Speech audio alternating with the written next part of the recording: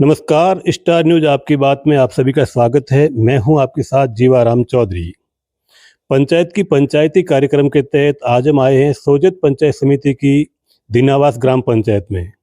यहां की सरपंच हैं श्रीमती दाकू देवी सिरवी और प्रतिनिधि के रूप में हमारे साथ मौजूद है उनके पति श्री रामलाल जी सिरवी। 6 साल के कार्यकाल को लेकर और पंचायत में करवाए गए विकास कार्य को लेकर आज हम उनसे खास बातचीत करने जा रहे हैं। सबसे पहले तो रामलाल जी और सरपंच साहब, आप दोनों का हमारे इस कार्यक्रम में बहुत बहुत स्वागत है। राम राम सा।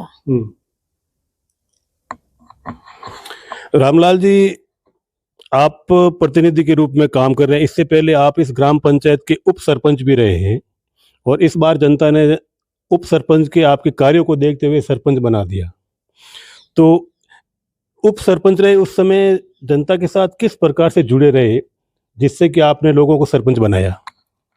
जीवाराम जी, बहुत खुशी की बात है जी आप हमारे ग्राम पंचायत में पधारे जी और आपका जो सैन्य मिलन के रूप में गाँव किया हमारे गांव में, जी जैसे भाईचारा और प्रेम के साथ हमने उप सरपंच के अंदर कार्य किए। जी तो हमने कई लोगों से छोटे मोटे काम पड़ते थे तो लोगों से मिले और उसको संतुष्ट किया। जी तो उसके अभाव को देखते हुए कि अगली बार हमारे को मौका मिलेगा तो आप जनता ने आशीर्वाद दिया मेरे को कि भाई अब की बार सीट आएगी, चाहे महिला आएगी पुरुष आएगी, तो आपको हम निश्चित रूप से आपको प्रतिनिधि रूप में हम चुनेंगे। तो भाग्य की बात है जी कि हमारे तो सरपंच का भाग्य में लिखा नहीं था और हमारे मिसेज के भाग्य में लिखा था, तो भी जनता ने हमें आशीर्वाद दिया तो हमें मौका मिल गया। तो हमने इस गांव के लिए एक साक्षर महिला होते हुए भी हमने कई विकास करवाए। जो हमारे मुख्य गांव की मांग थी शिक्षा, तो शिक्षा के अंदर हमारा ये गांव का मूल रूप आजकल शिक्षा का भी अभाव है। धन तो सारे लोग व्यापार लोग सब कमा लेंगे, तो शिक्षा नहीं होगी तो धन को कैसे उपयोग करेंगे। इसीलिए हमने इस महत्व को देखते हुए विद्यालय के अंदर भामाशा से हमने हमारे पर्सनल से एक रूम बनवाया। अच्छा, आपने मतलब भामाशा के रूप में? भामाशा के रूप में हमने पर्सनल से एक रूम बनवाया और लोगों की प्रेरणा हुई और कि और तो लोगों को जागरूक करके हमने 4 कमरा भामाशा से और बनवाया। अच्छा, जिसे एक जैन समाज ने बनवाया, 2 सिरवी ने बनवाया, एक जनसहयोग से जो भी 500 1000 जो भी एकता करके उस बीड़ा उठाया तो वो भी हमारा प्रयास सफल रहा। तो 4 और एक पीछे और कमरा बचा तो हमने एक सिरवी भामाशा को चुना, लेकिन वो हमारी प्रेरणा से वो भी काम चल रहा है। 5 कमरा तो हो गए हमारे भामाशा से। फिर बाद में हमने हमारे एक प्रिंसिपल साहब थे तो वो रिटायरमेंट थे, तो उस प्रयास को दोनों में साथ में मिलकर काम किया, विकास किया। 2 साल के अंदर ऐसा विकास किया कि स्कूल का एक नक्शा ही बदल दिया। जो रिटायरमेंट होने के बाद उसको भी मैं कि साहब आप जा रहे हो, आपकी भी कोई छाप लगवा दो, तो उसने भी 2 लाख का टीन शेड लगवा दिया। जाते जाते स्टेट बना दिया और टीन शेड लगवा दिया। अब एक गार्डन बनाया, वहाँ फुहारे लगाया, दोनों साइड में दीवार बनाया और हमारे एक आई माता का मंदिर का प्राण प्रतिष्ठा थी बहुत बड़ी, उस उपलक्ष्य में एक निर्माण किया। तो श्री समाज से एक बड़ा गेट बनवा दिया 10 लाख से, 10 लाख रुपए से गेट 10 लाख से गेट बनवा दिया। फिर बाद में उसका कमरे का उद्घाटन करवाया। तो हमारे यहाँ राजस्थान सरकार के मुख्य सचिव थे और मुख्य सलाहकार मुख्यमंत्री आर्य साहब, तो हमने उद्घाटन के लिए यहाँ निमंत्रण दिया, तो वो कुछ कारण से नहीं आ पाए। तो वीडियो कॉन्फ्रेंस से बात करके हाथों हाथ 39 लाख रुपए की स्वीकृति मिली हमारे दीनावास के शिक्षा विभाग से। अच्छा, तो वो भी हमारे कार्य पूरा होकर वो हाथों हाथ कमरा सेक्शन हो गए और वो भी कार्य पूरा हो गया। अब पिछली बार में क्या सरकार ने गर्ल स्कूल थी यहाँ 8वीं, तो वो भी हाई सेकेंडरी स्कूल हो गई है और निश्चित रूप से वो भी सरकार के माध्यम से देखते रूम की कमी देखते हमने 3 कमरे और हो गए सेक्शन।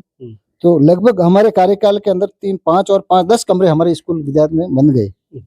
और स्कूल की जो समस्या थी 4 दीवारी नहीं थी, हमारे स्कूल में कम से कम 1000 पेड़ लगवाए, इसमें पानी की पौधे के अंदर पाइपलाइन लगवाई और खेल मैदान स्टेडियम बना।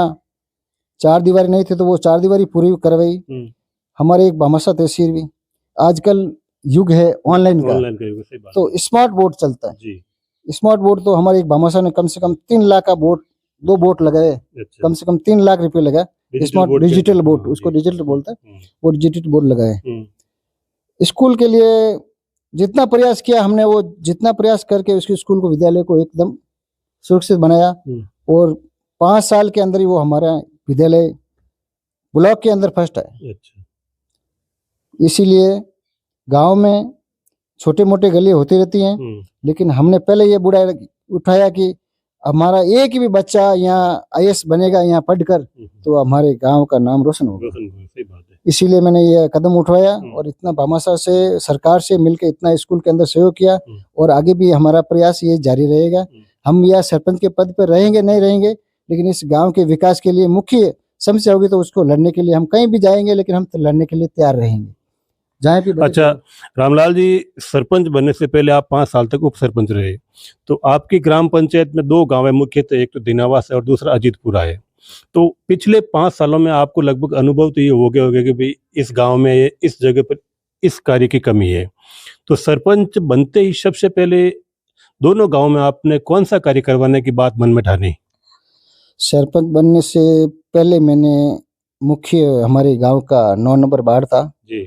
वो पूरा क्षेत्रफल, गांव से भी बड़ा क्षेत्रफल है 9 नंबर।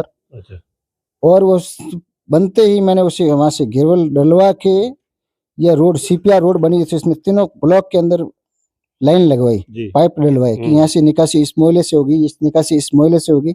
उस लेवल पे हमने इसे काम करवाया। रोड जितनी 15 फुट है, 20 फुट है, जो भी चौड़ी रोडें बनवाई, तो कम से कम इस देवासियों के ढाणी के अंदर पहला नंबर ये कार्य के 70 साल देश आजाद होने के बाद में वो भी बेचारे लोग सब घुटने घुटने तक पानी में रहते थे। अच्छा, तो मैंने क्या कि आप भी सरपंच बनेंगे तो गांव के अंदर 1 बार सीसी हो गई, 2 बार हो गई है, लेकिन यहाँ हो ही नहीं है। तो हमने निश्चित रूप से उसके वादा किया था कि इस गांव को हम सरपंच बनेंगे तो इस मोहल्ला को पूरा साफ सफाई करके इसको रहेंगे। तो वो हमारा सफल हुआ। अब छोटा मोटा 2-4 आध मोहल्ला बाकी रहे हैं, तो अभी हमारा प्रयास जारी है, और अभी 10 लाख की सेक्शन और निकाल के वो काम चल रहा है, कार्य प्रगति पे चल रहा है। 9 नंबर के अंदर ही चल रहा है वो भी, और 10 लाख का ब्लॉक का सीसी पे वही काम 9 नंबर में चल रहा है।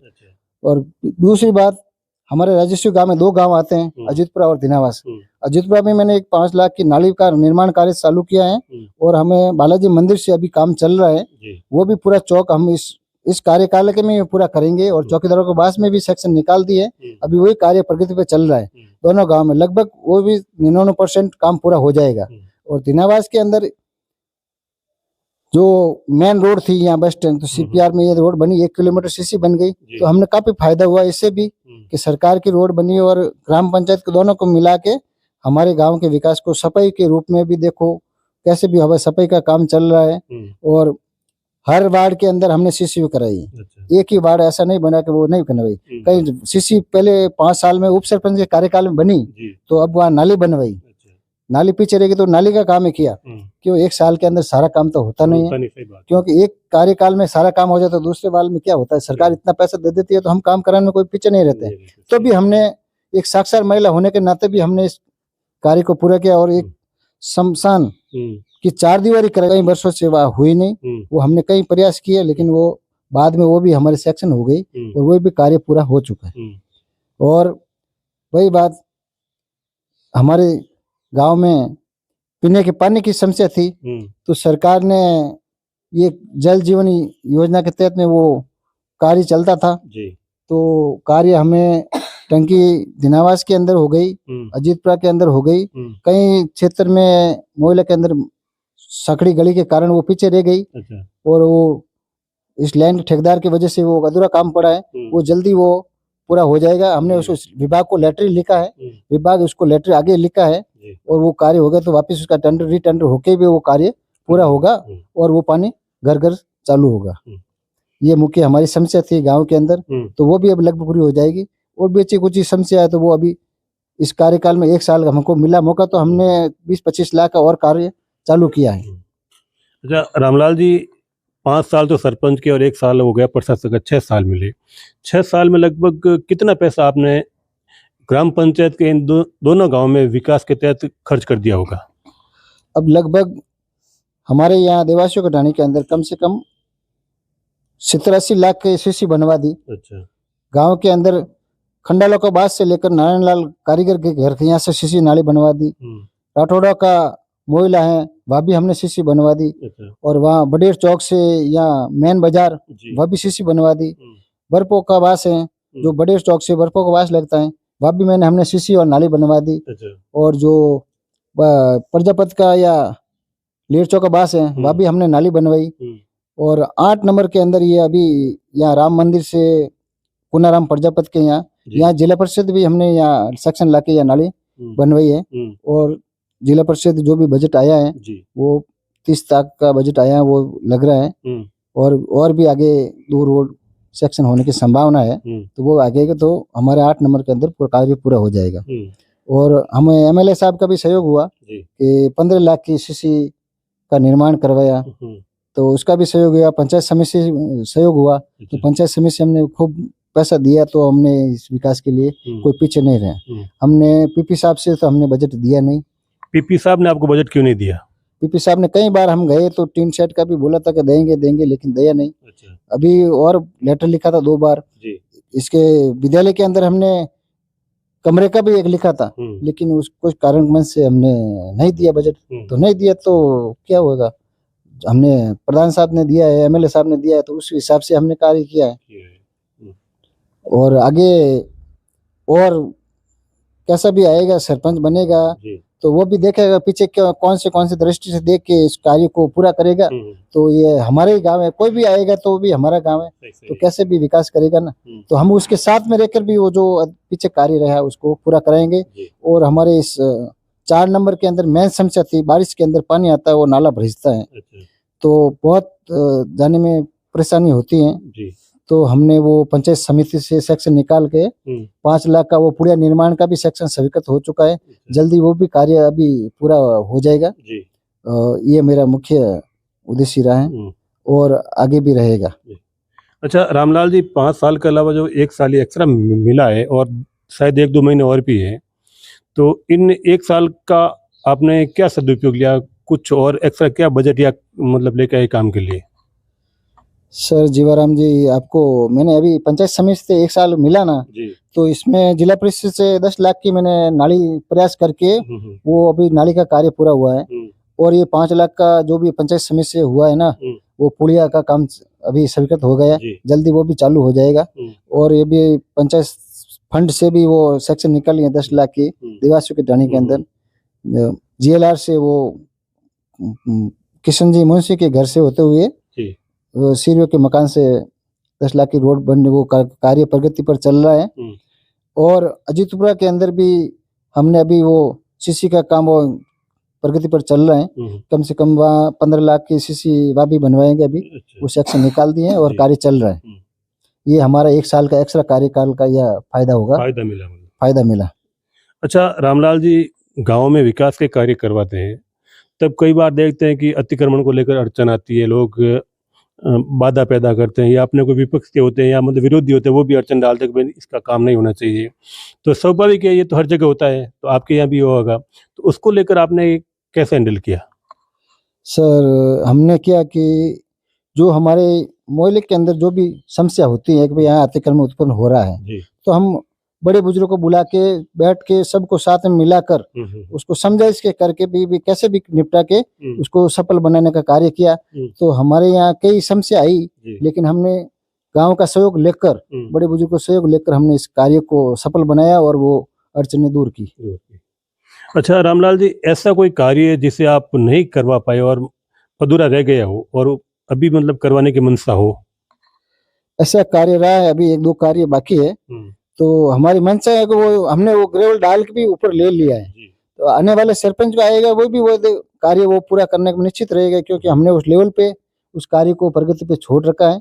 और अजीतपुरा में छुपी 1-2 रोड बाकी है, तो हम जल्दी से जल्दी उसको प्रयास करेंगे कि जितना भी हो सके मेरे से, यदि 1-2 महीने के हो सका तो मैं अजीतपुरा को तो निश्चित रूप से जो संपूर्ण कार्य इसको पूरा करने का मेरा वादा है, तो वो निश्चित रूप से मैं पूरा कराऊंगा।